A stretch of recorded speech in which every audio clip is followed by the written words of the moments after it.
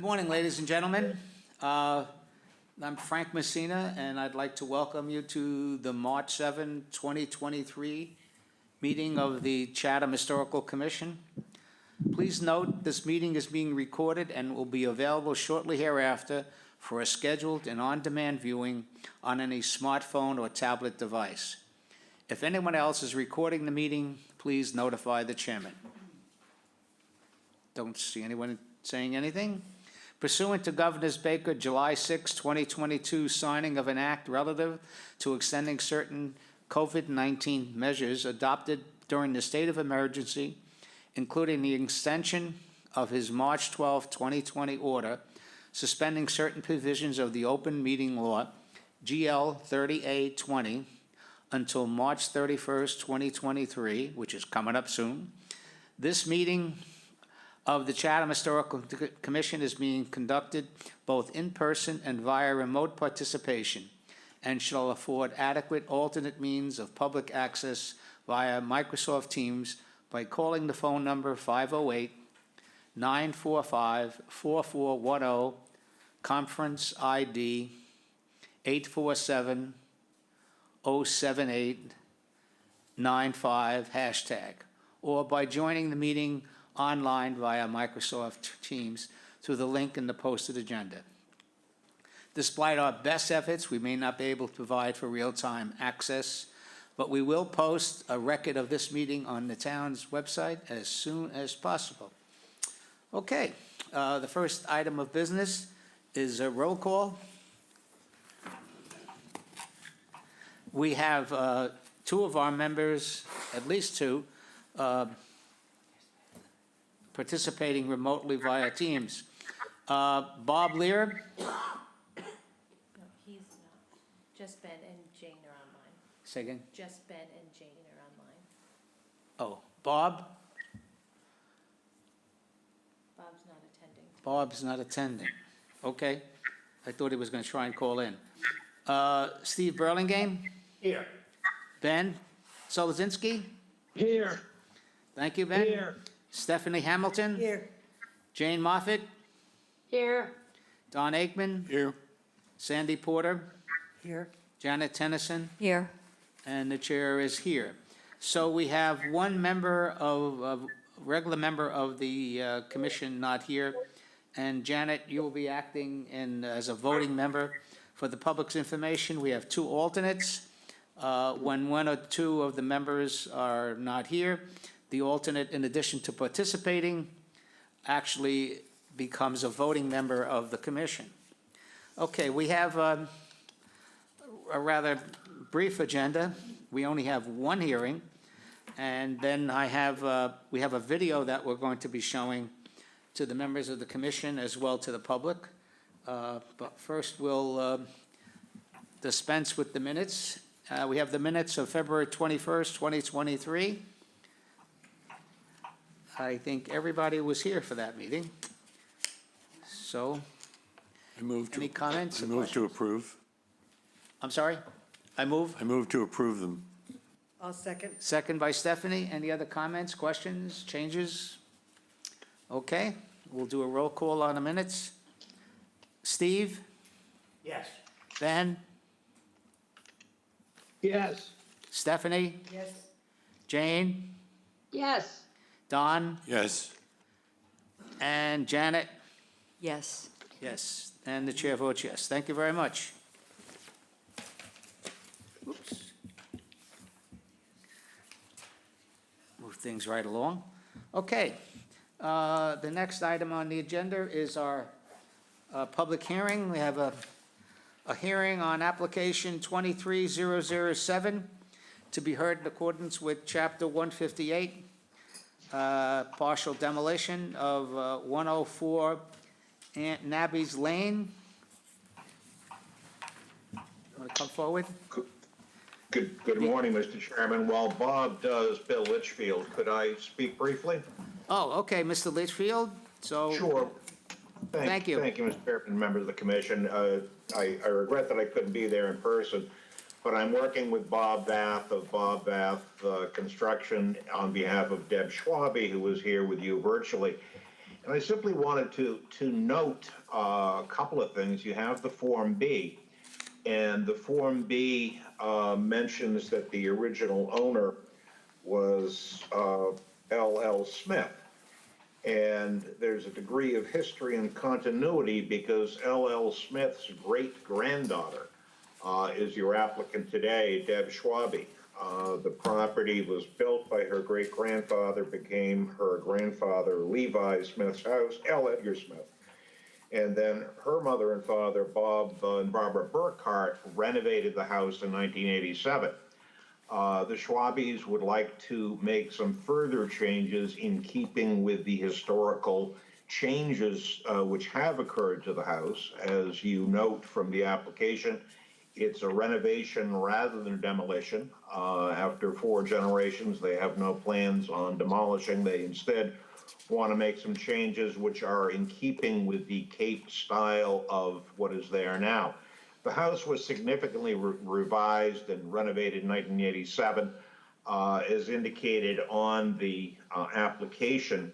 Somewhat questionable as to how much historic material is left in the house, but what is proposed, modifications of the windows and a larger second floor with actual living space rather than just an attic, is intended to be in keeping with the historic style.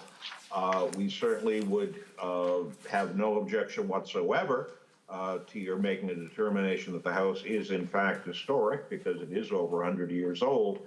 But we think given the changes that have occurred to the house would not warrant either the prior changes or the proposed ones would not warrant the imposition of a delay. And that's all I wanted to say. Thank you very much, Bill. I appreciate it. I guess I agree with you. Looking over the Form B over the weekend and again this morning, you know, there are a long history of owners of people in Chatham who owned the property going back to 1922 or in the 20s. I guess from my perspective, and we'll talk more about it, I personally appreciate the fact that even though they are looking for some changes, which in some ways could be viewed as significant, they still are maintaining the size and dimension and mass of the house compared to some of their neighbors. So having said that, that's my 2 cents. Why don't you just walk us through what you're planning? Just introduce yourself formally. My name's Bob Vath.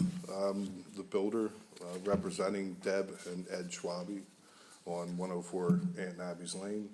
What we propose to do within this picture is demo. This is from the driveway looking in. I guess it would be considered the front side of the house. Demoing both the roof and the porch roof and creating a gable end looking out on the driveway side. Either side of where the gable ends are existing now will be dormer walls. So that gable end will be replaced with a dormer wall. The little peek out addition there, the existing roof will stay and we'll just end up replacing shingles and windows on that side. You can scroll to the next one. That's the same looking out. That'll become a dormer wall that will be demoed and replaced with a dormer. This is the water side. This will become a gable end. The chimney will be removed and each side where the gable ends are existing now will become dormer walls. New windows and slider and replacing the exterior trim and shingles. Same view, just a little more perspective that right side little addition roof will stay, and to the left where the yellow shaded area is will become the dormer. The gable, and then the dormer will be flanking to the right, butting against that roof line. Same perspective, but just to give you another angle, that'll become a gable end, and to the left will become a dormer wall. The deck is to stay Materials will probably be replaced as it's aged, but you can see the decking, windows and exterior trim to be replaced. And this is just the other perspective from the other side. Where that gable is will be replaced with a dormer wall. And where the porch and the small gable will become a hipped roof. And you'll see the gable end peaking, flanked by the dormer walls. Well, one question on your drawings. Yep. Going through the, what? Thank you. Thank you. The ridge height's going to remain the same? From the existing ridge height now? Yeah. No, the ridge height will be going up about 7 feet higher. Oh, it is that much? Yep. I couldn't tell. I couldn't tell because, Well, the existing roof is basically a 5-pitch, and this will be a 12-pitch roof. okay.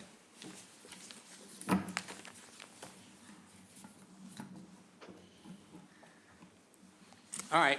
I have some questions, but we'll go through it. I would like to address first the issue of historical significance. I think, I think these changes are probably modest in view, but I think I'd like to maintain the historical significance of the house, even though we may or may not review changes. So that's my view.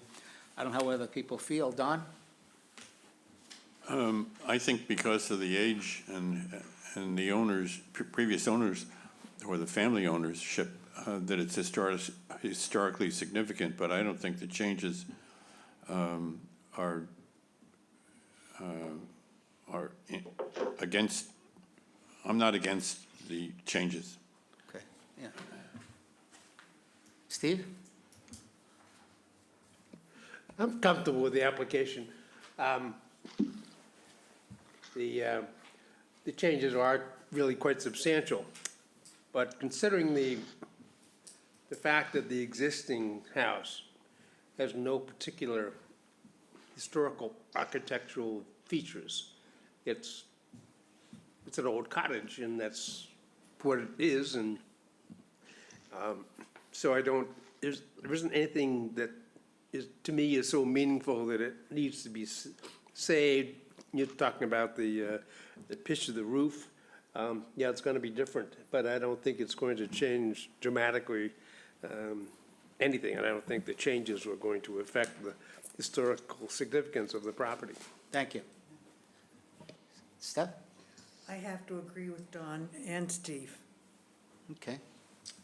Janet? I'm sorry, Sandy? I think Mr. Vath has done. Sorry.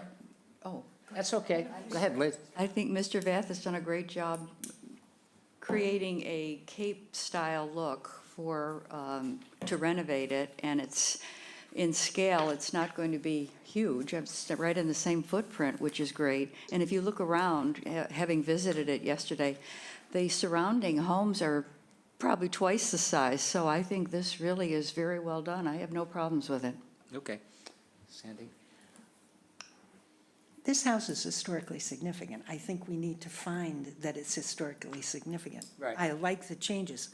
We're missing a chimney. You know how fond of chimneys we are on this commission? Just saying. But I do think that it's historically significant. Okay. That's, so. should We've we got make a motion? chimney fixation. Some do.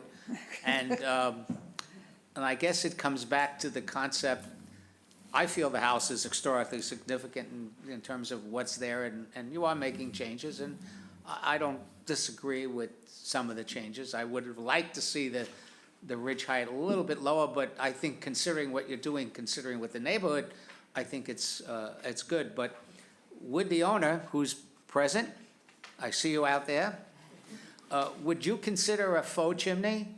We don't necessarily going to ask you to put a new chimney, and obviously you're going to put a heating system sending out the side of the house, but would you consider a faux chimney to maintain the look of a older home, a 1920 house? I'm That's up talking to the Debbie. owner. Can you hear Deb? Deb has to turn her microphone on.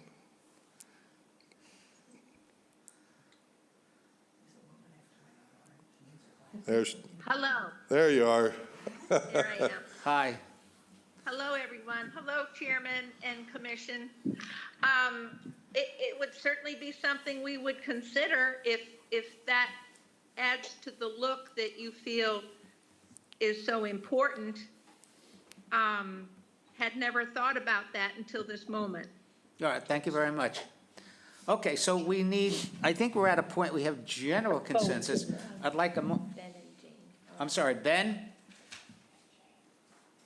I confess that, I didn't go to the site visit, Oh. but just from the pictures, this looked massive to me, and I would, tend to object on that basis. Object to the application? I would object to the fact that it's that massive. As comparable to the rest of the properties around the house. Really wish you would have been able to be on site to actually see the property and see the surrounding houses so that you'd be able to get perspective and understand that we are not creating a massive structure. Well, I'm glad you brought that up, Ben, because Okay. I mean, you know, now I'm gonna shift gears for a second. Site visits are very important. And I know we've gotten away from that, and we're all hobbling around sometimes. So to the extent in the future, I would just really, really encourage all the members to make that extra effort, to even if you can't make the meetings on the Mondays when we schedule the site visits with the owner, you know, to drive by.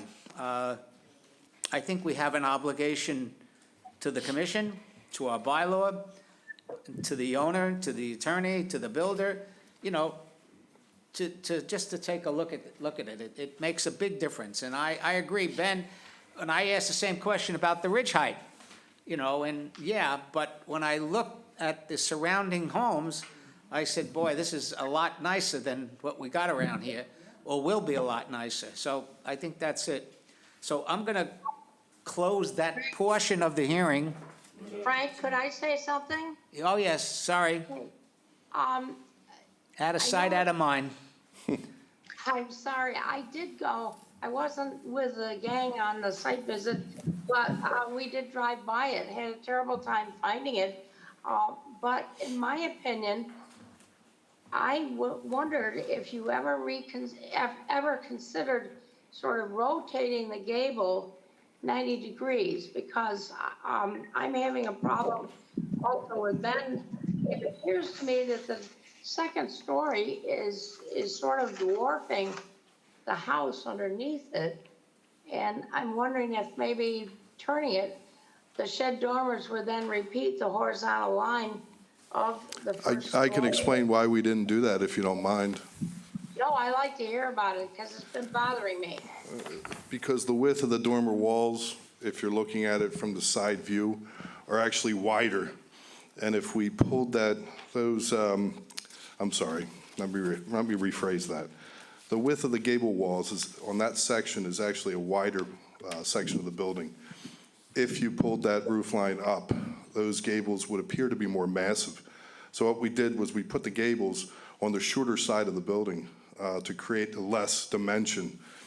So actually, we were trying to scale the house back by putting the dormers on the shorter side of the building. And then the dormers, I'm sorry, I said that wrong. We put the gables on the shorter side and the dormers on the longer to create less of a mass.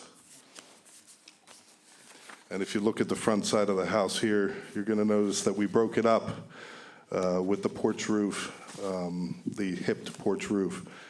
Essentially, that little peek out addition where you see the bay window, we actually scaled that back. It actually looks less massive.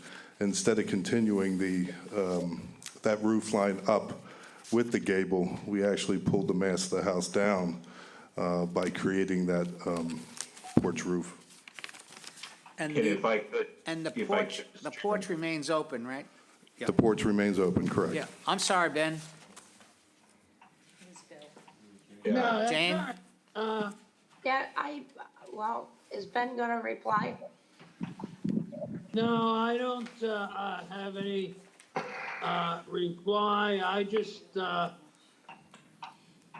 wanted to bring that up as to what my impression of it is. And secondly, when we're talking about what's happening on the rest of the block, are we talking streetscape or are we talking about this house? That's what I'm wondering, and I just want to bring it open for discussion, and if it's okay with everybody else, it'll be Okay. okay with me. If I could, Mr. Chairman, Bill Litchfield. Yes? A couple of quick points. I want to reiterate what was said, which I think several members of the commission understand, that in terms of the mass of the building, as Bob said, it's designed to lessen it. Secondly, it is on the existing footprint. We're not expanding the footprint at all. In comparison to surrounding houses, it remains a very, very modest structure.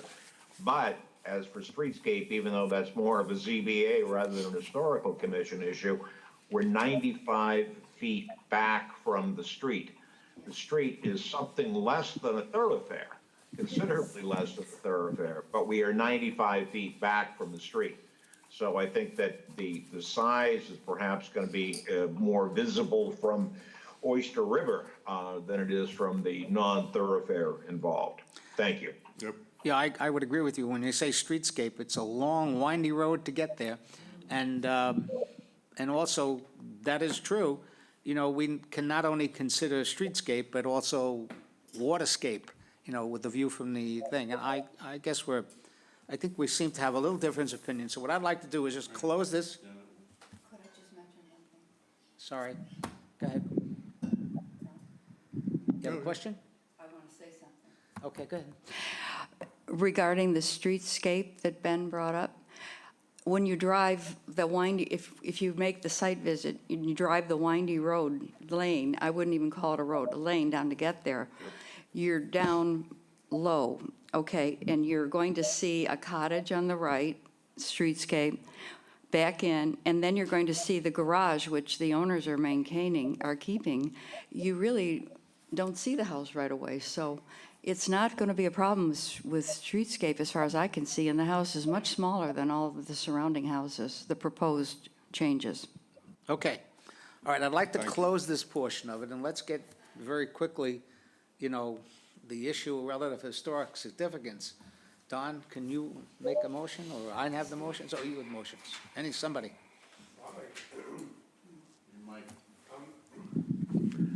I'll make the motion, but since I have the mic, I will make a comment in regards to the chimney, that this house is ordinarily on historically architectural houses. The presence or lack of a chimney is, to me, is significant. However, this is a house that I wouldn't know where to put it. I was looking at the drawings, and I said, all right, Art, if I had to put a faux chimney on this house, Do you think you could focus on the motion? And we'll get back to the change? yes, I could. Okay, thank you very much. But that's my comment about the chimney. I know. Thank you. But notwithstanding that, I would move that the Chatham Historical Society find that the building located at, is it 104. 104 at Nabby's Lane, is historically significant because it is whole in part 75 years old or more. And it possesses architectural value of significance in terms of period, style, method of construction, or association with a historically prominent architect or builder, either by itself or in conjunction with a group of other buildings or structures. Second, please? I'll second it. Second by Don. Okay, I think we can just proceed to a vote. Steph? Yes, Steve? Yes. Don? Yes. Janet? Yes. Ben? Yes. Jane? Yes. And the chair votes yes. Okay. Now we can talk about chimneys. All right. You know, it's a suggestion. We'd like to consider, notwithstanding Mr. Burlingame's comment where to put it, we don't really have design review authority. We don't Yep. tell you how to design it. Just speaking for myself personally, you know, when I look at a house that doesn't have a chimney, that's not a house that was built in 1920 or 75 years ago. You know, you needed chimneys, and that's just kind of what we're looking at. I guess I'm talking to the owner more than talking to you. And it's not a, what's the word we use? It's not a showstopper. You know, it's not like we're going to deny the application because it's just a suggestion, okay? So, given that, we'd like to proceed. Are there any other comments anybody want to say relative to demolition delay? I don't know where you would put a chimney on that house. I just want to understand the significance just for my own, we already talked about height, and, you know, you're worried about the roof height, and I would consider a chimney adding to the mass and to the height of the overall structure. I mean, I can understand a cupola or something simple, but a chimney, it's also adding a significant cost to a project. All I'm saying is that I just wanted to understand the significance of it, whether it be historical or otherwise.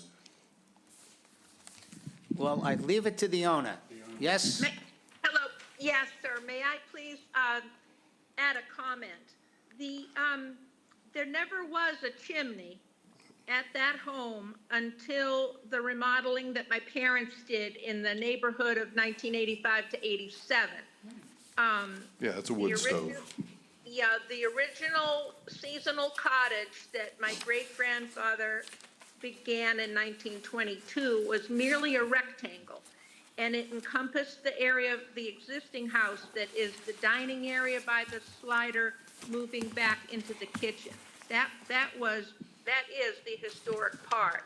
And the wide pine floors that exist there, I do believe those were original, and those have remained throughout the life of this home, and they will still remain. The house, as you look at it in the pictures and on your site visit, that home, you have to consider, was created and executed in 1985 to 87. And there, yes, completely, you know, that I don't see that the home that we're in now and are proposing our project for a renovation, the house that exists right now is not historic, other than that original rectangle, which will remain. So I guess that's my only comment. Okay. I'm open-minded, but I just don't believe that adding a chimney, it just never was there. And some of the additional additions to that house, when that the room that's just abutting the porch was added in probably the early 70s or probably mid to late 60s. You know, that's kind of the time frame of any other significant changes. I guess that's all, unless you have questions for me. Thank you. Well, thank you very much. Thank you, I Deb. think we've already determined, in our opinion, that the house is historically significant, okay? You seem to be arguing that it's not. I was going to tell you, don't argue that, because we already made a determination that it was historically significant. Yep. But I also think you have a sense, if you're reading the tea leaves on the board, that we don't have a major disagreement with your proposed application. So chimneys, I guess it's my own personal issue, you know, in terms of houses, but I think we could proceed. We have a motion? I would move that the Chatham Historical Commission also finds that the proposed work to be done, dated, I believe it's January 17th of '23, I see that's the most recent date that I see, will not materially diminish the historic significance of the building, and therefore the commission does not impose a demolition delay. Second, All right, we have a motion and a second. Any other comments? Okay. Steve? Yes. Ben? Yes. Steph? yes, Jane? Yes, Don? Yes, Janet? Yes. The chair votes yes. Thank you very much, and I Thank you so appreciate much. you calling in. Thank you. Thank you. Enjoy the place. Thank you. Thank you. Okay, it really is, it really seems to be nestled down. Yes, it It's not is. going to be a big, nice, beautiful location. I would Get like you that. had a lot of years, and I assume you get a lot more years there. Those kind of views are beautiful. Yeah, thank you. Okay, at this particular point, I'm going to ask Rebecca Fulcher. Fulcher. Yes. Okay. Rebecca Fulcher is from Protect Our Past, and what I have on the agenda, if you guys are ready, okay, is the viewing of a promotional video, I guess I'd call it, which Protect Our Past has generated. It's called Love Letter to Cape Cod. It's a documentary, as they like to call it. And I just want to remind the public and the members, you know, when I go back to the chapter 158, and you have it in your books now, about the Historical Commission, about what the intent and purpose is of the Historical Commission. And in 158.1, you know, it talks about the intent and purpose of this bylaw is to encourage owners of such buildings or structures to explore and develop alternatives to such demolition, and thereby preserve the historic resources of the town, to make the town more attractive and desirable place to live, and promote the general welfare. A lot of great words, but it's what we're supposed to be doing. And, you know, and one of the things this Historical Commission has done, even before my time, even my time seems to be a long time, you know, we've done things like the preservation awards, you know, recognizing people when they do a great job. You know, try to, you know, you get more with sugar sometimes than you do with a 2x4. And I think what Protect Our Past has done is try to, you know, generate that discussion out there beyond what we could. And I think with those words, Rebecca, you want to add to that in any way? Sure. I came on to Protect Our Past in September, so I'm fairly new to the organization, but I've grown up and lived on the Cape my whole entire life. Married a man from Chatham, and now we're seeing the streetscapes and where we've lived change drastically. In just the 5 years that I've lived in Chatham, I've seen it change even more. So what we do is we create documentaries to help educate people on what we're seeing change and hopefully slow down or manage the change that we are seeing. So Love Letter to Cape Cod does a really great job in educating on how and what we can do to do that. So I hope you enjoy. Thank you very much. Thank you. So when you just joined Ellen, In September. September? Yep, my kids are full-time in school, and I took this opportunity to help the Cape. unfortunately or fortunately, just kidding, this board met Ellen the first time when her windmill cottage, you know, was about to be demolished. 2018. And there was an article in the paper, and she was in Florida at the time, and she said, "That's my cottage," or her grandfather's cottage, or grandfather. And it's funny how things develop, so. And that windmill project is what lit the fire Yeah, the for impetus. Protect Our Past, so, All yeah. right.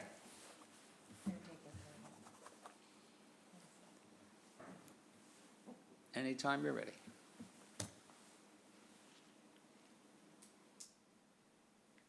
We have some questions afterwards. You're certainly welcome.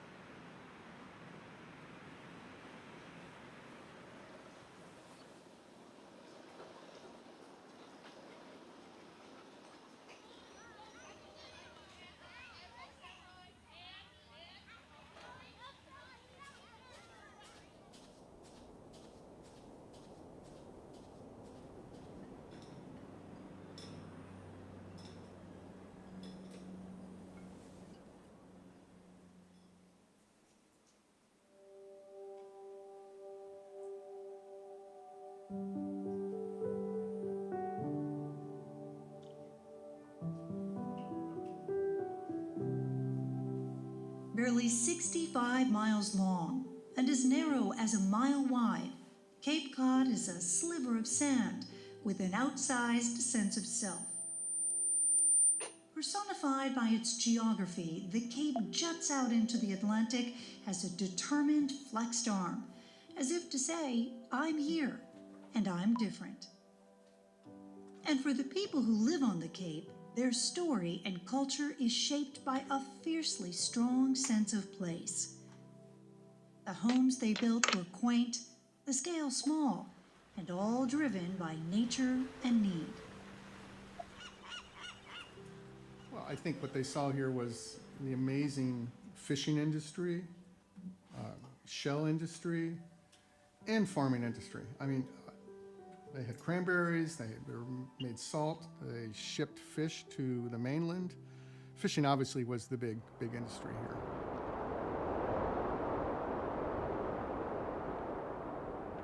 So yeah, it was a very harsh area to live in. I mean,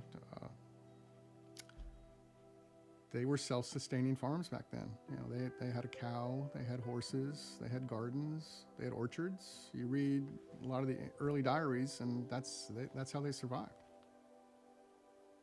The ancestors of the Wampanoag were the first people on Cape Cod. Their way of life forever changed with the arrival of the Europeans in the early 1600s. These new settlers from across the Atlantic with names like Nickerson, Alden, Chase, and Sears, whose descendants, along with the Wampanoag, are still living across the Cape. But in all these years, they have never seen a time like this. It hurts me to see our heritage and what we grew up with and the charm and the quietness of the Cape turning to these monster homes that are only used sometimes 2 weeks of the year. It's devastating. On the remote peninsula, the Europeans constructed simple and sturdy homes, suitably adapted to the harsh environment.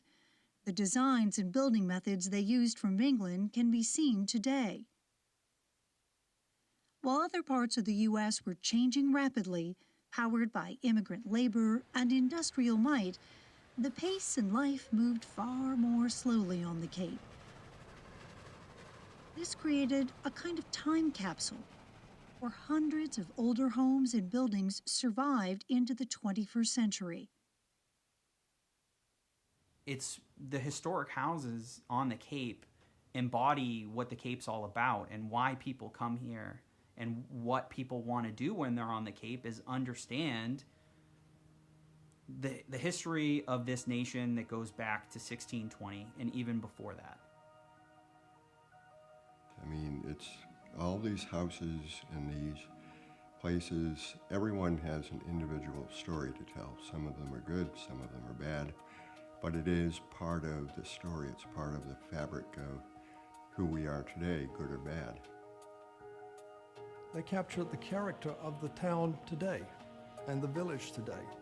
And they let us know that we are part of a much longer progression of history here on the Cape. For Cape Codders who have lived with all this history, it's easy to take old buildings for granted because they've always been around. But these structures are vulnerable and vanishing in increasing numbers. With the loss of every building, a piece of the cultural heritage of Cape Codders vanishes with it. You know, death by 1,000 cuts, where you just lose 1 or 2 buildings in every neighborhood, but if you do that every year, it gradually erodes the number of historic properties and the ability of that neighborhood to really reveal its history and to attract people to the Cape. Well, I think that every time we lose something from the landscape, we're losing a part of ourselves. And before you know it, you've lost all of these memories of the past. And they're significant because they're not only the things that you remember, but now they're the things that you're relaying as storylines to the present generation.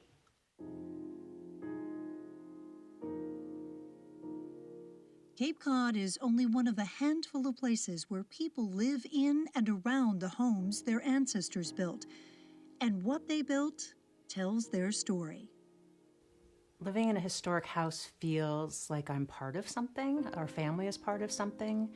We are adding on to a story that was already there for over 100 years before the house became part of my family. I'm fascinated by the fact that every house has a story, and very few of us know what it is. Even if we live in the house, we may not know what the story is. And once you start digging into it, you virtually meet these people who lived in the structure before, and you get to know them, and you start to think about their lives and their experiences in this place, and then you just want to know more. Carpenters, tradespeople, and the service industry are now the backbone of Cape Cod's middle class. For these hard-working families, finding decent, affordable housing is tough. One by one, smaller, older, affordable homes are being replaced by multi-million-dollar mansions. Providing incentives to preserve historic homes is not causing the Cape's housing crisis, but can be part of the solution. And you see them driving onto the Cape in the morning. It's a rush hour on the bridges and getting off the Cape because they can't afford to live here. People believe there is diminished value in keeping older homes at the expense of building newer ones, but the evidence suggests otherwise. Historic homes bring tourists, promote cultural tourism, grow economies, and help families. Tearing down older homes has other costs. So from an environmental perspective, there's a real value to preserving the embodied carbon that's in the structural frame of these buildings and not generating additional waste. Those trees have already been cut down. They've been kiln dried. They've been transported. They've been cut. They've been put together. When you think about it that way, a historic home actually is the more ecological home. It's the greenest home. Newer is definitely not better when it comes to the wood that houses are built with. Wood in older homes has passed the ultimate test: time. There's no more old-growth forests. I mean, the wide pine floors that were 16 inches wide with no knots in them, they just aren't growing trees like that anymore. They've all been harvested, now they're replaced with fast-growing wood for the construction industry. In a regular room, regular house, conventionally built, where you have sheetrock on the walls, you can't see the living wood. And you don't feel anything about it. It's just a big white wall. In a timber frame, it's more like a piece of furniture because you see everything. You see the frame, you see what's holding it up, you see the big rafters, and you feel good, you feel safe because it's what's holding you up. You can see the structure. I can take a house that's 200 years old and find incredible beams, incredible pieces of wood, incredible just old latches, all that stuff. What are you going to have when you take apart the new house? And they don't last that long, but it's going to be what? It's going to be plywood and whatever. The Cape's history may rival Williamsburg or Charleston, but the similarity stops there. Well-heeled benefactors help protect those places, while the Cape has traditionally had a more low-key approach to historic preservation. However noble, the mindset of doing nothing is now threatening the scale, look, and feel of what was here for generations. The appeal, allure, and charm of the Cape is being tested as never before. The Cape is becoming subject to that suburban sprawl that has created these kind of vast, boring landscapes of anonymous automobile transactions that our towns will become basically servants of the automobile as opposed to people walking and dealing with each other face to face. And that will become essentially like a gated community that starts at the bridges. And that's not something that most people want. As these areas get discovered, people start flocking to them. And now, for instance, Chatham, Osterville, areas like that, they have like a zip code and address that people want to know they own a property on. It's sort of it's become a status thing. I want to bring my New Jersey house. I want to bring my California house. I want to bring my this. I want to bring my that. So they want to move to the Cape because they like the Cape, but what they don't realize is they're destroying the Cape by bringing their own form of living to the Cape. In Europe, people who live in historic houses understand that while they may own it on paper, they have a much greater responsibility to the history of that property. Why can't it be the same here? If you buy an old home on the Cape, whether it's 1880 or 1680, you're buying something that you're a caretaker, you're not an owner. Because our time here is limited, but the house has been here for anywhere from 100 to 300 years. Chronologically, of course, they're newer. I mean, we can't go to a 1,000-year-old cathedral in North America. We just can't do it. But that doesn't mean that the stuff that we have isn't of value. When you tear a house down today, you simply cannot rebuild it to look like an old house. It will, number one, necessarily be larger because building codes require higher ceiling heights and all kinds of other things added to a house that change its appearance. And then in addition to that, when you tear down an old house, you lose the patina that's on an old house. That slight worn texture that you see on an old house never gets replicated. And you know, to my eye as an architect, if something is new, I'd rather it just be new. Cape Cod is an experience that we feel the moment we finally cross the bridge. And if we enjoyed the Cape as children, those warm summer memories seem to draw us back again, to recapture something precious in our past. A lot of people come here and have kind of prime youth experiences that resonate throughout their life, and that they're full of all sorts of wonderful memories of connection, of family, of kind of like sensory novelties, going into salt water for the first time, or the temperature shock off of Nauset, or you know, whatever it could be, or the smell of bayberry walking down there. And it's like, these are things that stick with people. This is not just about saving historic houses. There are iconic shops and restaurants that families have enjoyed for generations, and they give the Cape its unique and defining charm. This building in the center of Brewster was constructed as a church in 1852 and converted into a general store in 1866.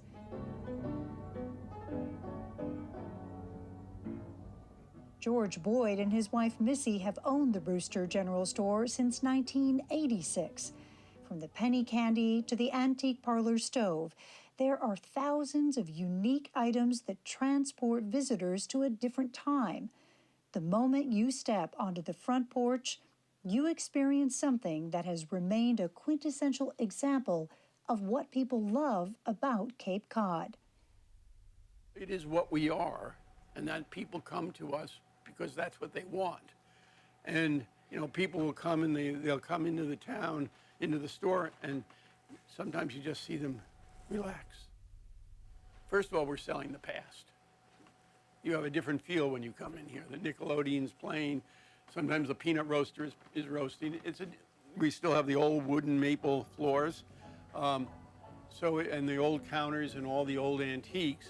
So you get that sense of it.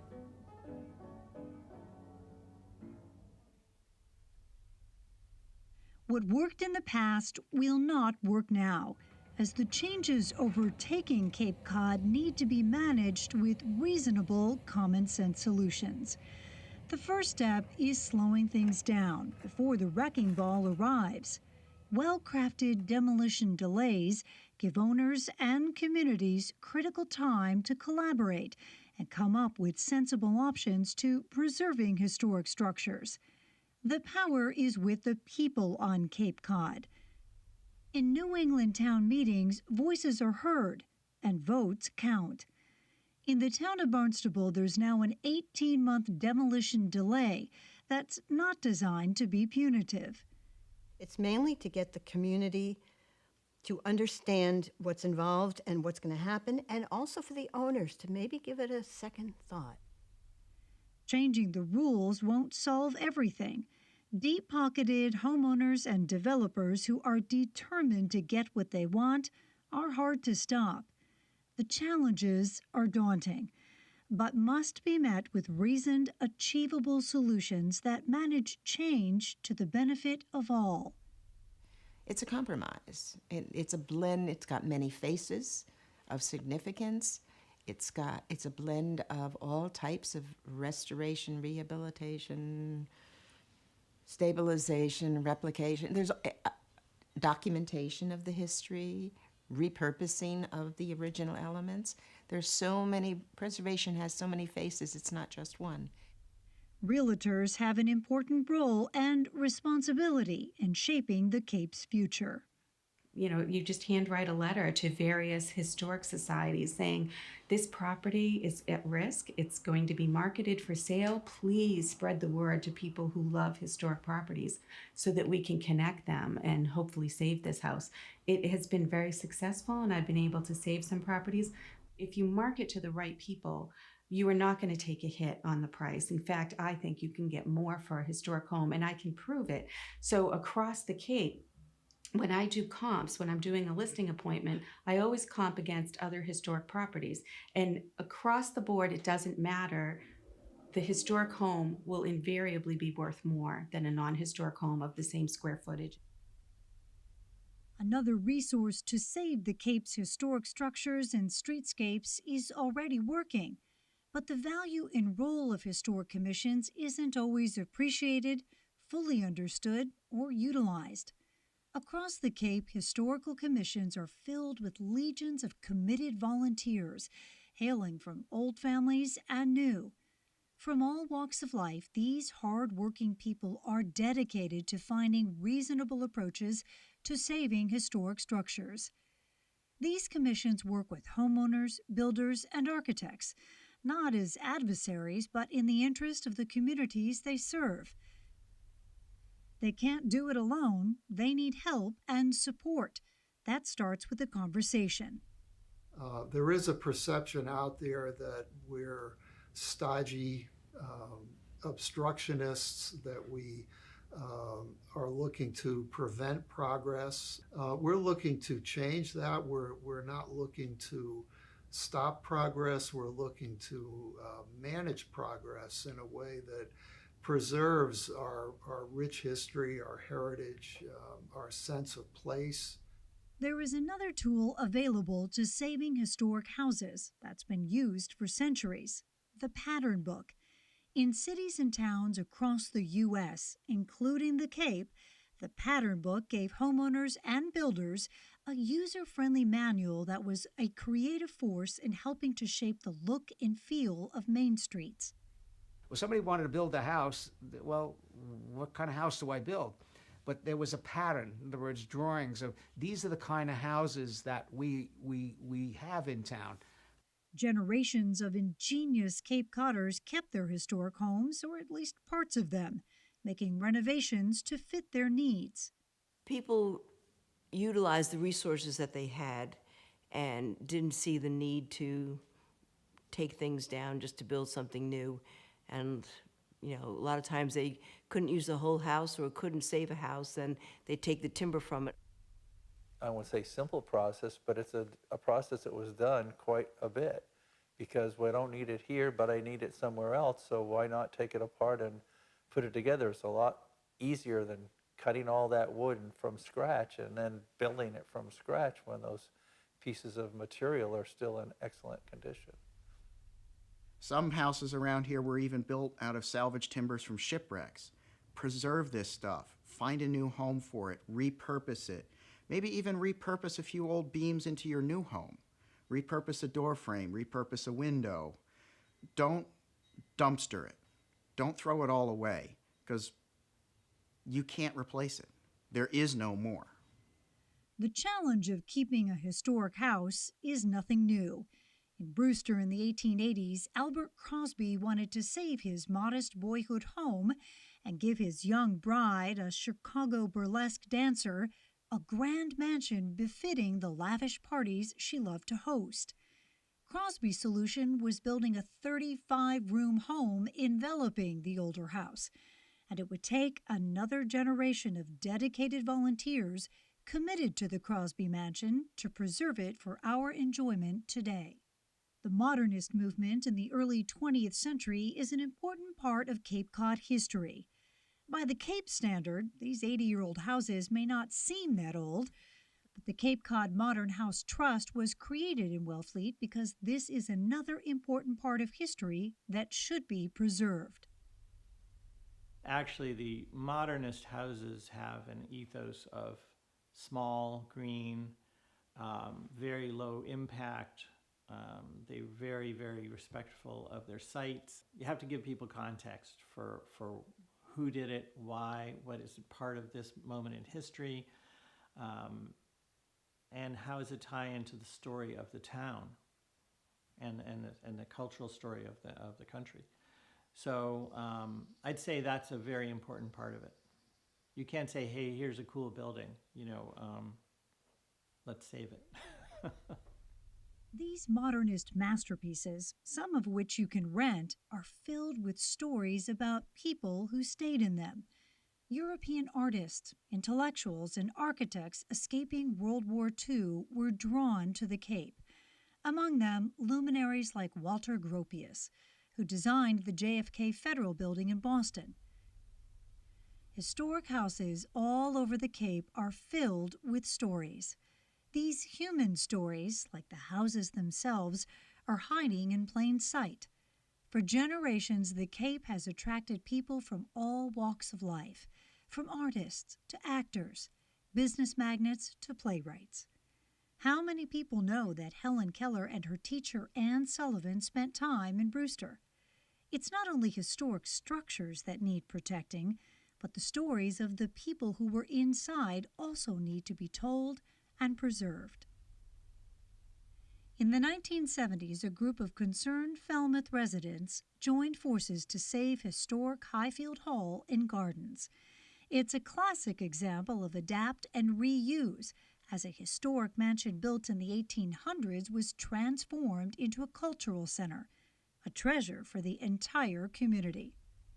In the beginning, it was pennies makes dollars, and the community members were out on the corner of Main Street holding up signs trying to get people to donate to save Highfield Hall and Gardens and contribute whatever they could. It was grassroots, it was the entire community coming together, and it was a house that was restored to be used for the community. Some people committed to saving Highfield Hall tied themselves to trees to get noticed. Now, we don't need to go that far anymore. Another great option is to find a team of influencers.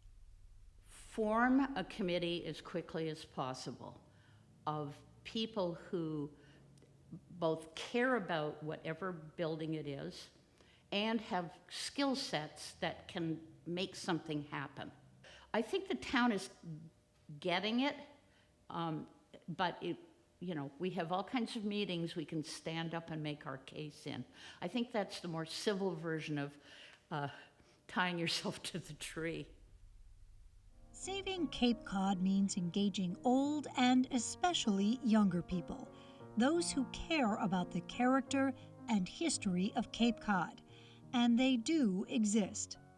So raising a family here, it's important to me that the kids know their roots, know the history of the area, and that's something as simple as taking them out on the weekends and showing them something that might be hidden in plain sight.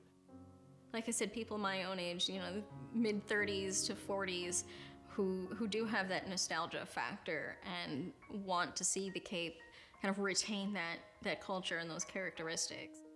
Similar to these people who have stepped up, there are hard-working volunteers in historical commissions and societies across the Cape who will offer help and expertise. The future of the Cape is with Cape Codders themselves, whose opinions are heard and votes counted in town meetings. The power to preserve the Cape is with the people who live on the Cape. Every Cape Codder whose family has been here for 13 generations, to those who moved in this year, has a voice. an opportunity, and an obligation to step up, speak up, and save what is precious and irreplaceable.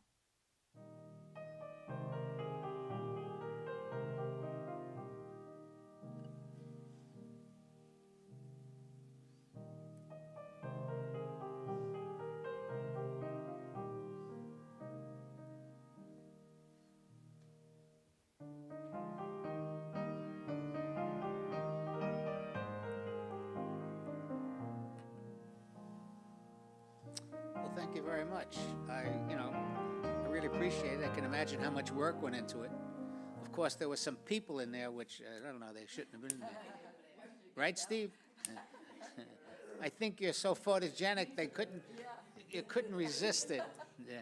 But I think we try, it's, I think from our perspective, from the Historical Commission's perspective, as I read some the introduction to who we are, what we're trying to do, but we also, fortunately or unfortunately, it's pointed out to me almost every day we are here, we have a bylaw, and we have to respect the bylaw, and it can be changed. I think when I started on the commission, the demolition delay was 6 months, and now we're up to 18, and should we go to 24? But, it's one of those things. We often say amongst ourselves that we don't want to be punitive, but we just want to encourage and hopefully impose the delay when we feel we have some kind of way that we can encourage the applicant to see that they have this gem, And I'll be honest with you, most people don't know what they have. We're dealing with people from Texas, nothing like that doing with Texas, or other parts of the country, who come here and, like I think you said in your video, they want to bring their life into the Cape. So we appreciate it, and I appreciate it. It's kind of interesting. You showed a couple of things in there, which I consider them success. I don't know if you noticed the Polimas house on Cross Street, where there was an 1841 very historic house, and which we, with the owner, preserved the house in the front, and then there was a large modern addition in the back. And, those are the kind of things we have to do. But again, thank you very much, and I know you're trying to get the word out. Anybody else have any questions or comments? I thought it was an excellent presentation, and I think it should be shown more around the town and around the Cape. I'm in agreement with that, Don. I thought it was so well done and just has so much information out there. Thank you. We've been touring it across the Cape since September. So we've been to libraries, historical commissions, societies, different groups. So we've been, educating across the Cape for the past few months. So Well, thank you for hopefully- this opportunity and getting to other. Have you thought of the Chronicle? You know how they have that on at 7:30 on ABC at night? You know, the Chronicle? We were on Channel 6, I think in Providence over the summer. So I think it's just still, it's like, we're working on it. We're working on it. Well, actually, it's interesting. The Chronicle, I can't think of his name. He's still there. He came to Chatham when we had our tercentennial, and it was interesting because originally he was going to do an article about the tercentennial, and there were parades and everything. And with all due respect, after a while, you do 2 minutes of a parade and you got it. And it just so happens that same day, we were opening up the windmill, which the Historical Commission worked on, myself and Sandy and other people, and we were operating and the windmill's turning. And as a video, what better thing to have but a windmill turning and grinding corn? And we got on a whole segment of his program. So I'm sure he'd love to come back to Chatham. We'll welcome him back to the windmill. Yeah. Would love that. Anyway, well, thank you very much. Thank you for the Rebecca. opportunity. Hope to see you again soon. Thank you. Okay, guys, we got a couple of quick things. I'm going to quickly report on the old business. The town-wide archaeological survey, I've been writing this revision of scope of work and cost estimates in process. Well, they're no longer in process. We have received the cost estimates, and The review is in process, and we hope to get a contract out shortly, because previously we had identified funds, we've identified the funds, now we have the revised scope of work and the proposal. So hopefully we will be able to proceed with the update of the 2009, I think you were chair at the time, Don, when the survey was initially instigated, so you're still here and I'm still here. And the next item is the William and Ann Nickerson Homestead. They've changed the name, you know, it's no longer the Nickerson family homestead, it's the William and Ann Nickerson Homestead. So hopefully, with the results of the update of the survey, we will also have an estimate and a cost estimate, review and process, for submission of a letter of eligibility of whether or not the National Register, the William Nickerson and Ann Nickerson Homestead is eligible for recognition on the National Register. In fact, it's funny because Robert Nickerson, who was in the video, is also president of the Nickerson Family Association, and he's working on that. The other thing, just quickly to report, for those of us who were involved in the Nickerson Junior's homestead, you know, what we were able to save pretty much was the barn. And Robert Nickerson and the Nickerson Family Association actually, you know, paid the owner, I forget his name, Giacomo, his name. Say again? On Shell Drive? Yeah. Giacalone. Giacalone. You can speak up. You don't need to use the microphone. You're allowed. Anyway, yeah, he donated the barn to the Nickerson family. They now they flaked the barn. The barn was moved to the Nickerson family homestead. Finally, the Nickerson Family Association got permission from conservation and zoning to put the barn. So they're raising some money, and they plan on reassembling and recreating the barn, William Nickerson Jr.'s son's barn, on the Nickerson site, which should be quite interesting. One other key thing about it, which I think you find interesting, there were some timbers which were rotted, and they couldn't save them when they were flaking them. And what they did is they went out and found some old trees, okay, and they've taken them down and cutting them and making them barn. So it's quite a job. Robert Nickerson himself, has a lot of history in recreating barns and stuff like that. Not recreating, but restoring barns. So that hopefully is in process. I'm sorry to say, Steve, that the update of the Form Es for the cemeteries is still in process. We're still trying to get a statement of work from a couple of applicants, and that's where we are. The other things I have is the update of the Chatham survey plan. I think I showed you that, and you have copies in your book, or part of it, introduction in your book, so you can get a sense of what they were. This is where all the Form Bs come from, and they need to be updated, and I'm working with community development to develop a scope of work to see how we can do that. The Monomoy Theater property, unfortunately, I don't know what's going to happen. They were denied by the ZBA, and now they're in court. The owners of the property, Greg Clark, is suing the town for permission to build the houses. I don't have any crystal ball, but if he doesn't get permission to build those houses, they probably will not restore the theater. So that's a shame. Now, some real work, I guess, is you have before you. Christina has provided. You got to press the button. Yes. For those of you who don't know, this is Christina Bassett, and she's our, what's your title? I'm the office manager, but the liaison to this board. Okay, and I know it's new. I've asked Christina to join us at the whatever this is, the DUS, the counter, to help us. And why don't you tell us what we're looking at, Christina? Sure. So I was able to find, we spoke about the applications last meeting, and I was able to find the applications that were used in 2014 when you had 2 applications. So I believe soon after it went to 1, that's where we're at now. And then we've been discussing going back to 2. So I found the originals for you to look at, maybe mark up and let me know if you have any ideas moving forward. I do have our notes from last meeting. I haven't done anything with them. After finding these, I thought maybe you'd have some more information before I move forward with a draft with that.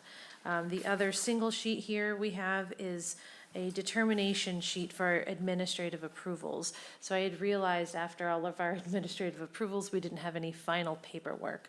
We didn't have a final determination page, so I created one and modified it with some comments, and this is my final draft. Again, you can look at it and make any changes you'd like, but I thought we needed some final documentation for the administrative approvals. So if you guys can take a look at that, and at the next meeting, if we could approve it, and then Christina can proceed. Sure. And then the other thing is the old applications from 2014. Take a look at them versus the new. Now, when they combined them, was the concept only to charge one fee? So, again, I came on in 2016, and I wasn't fully involved in this board.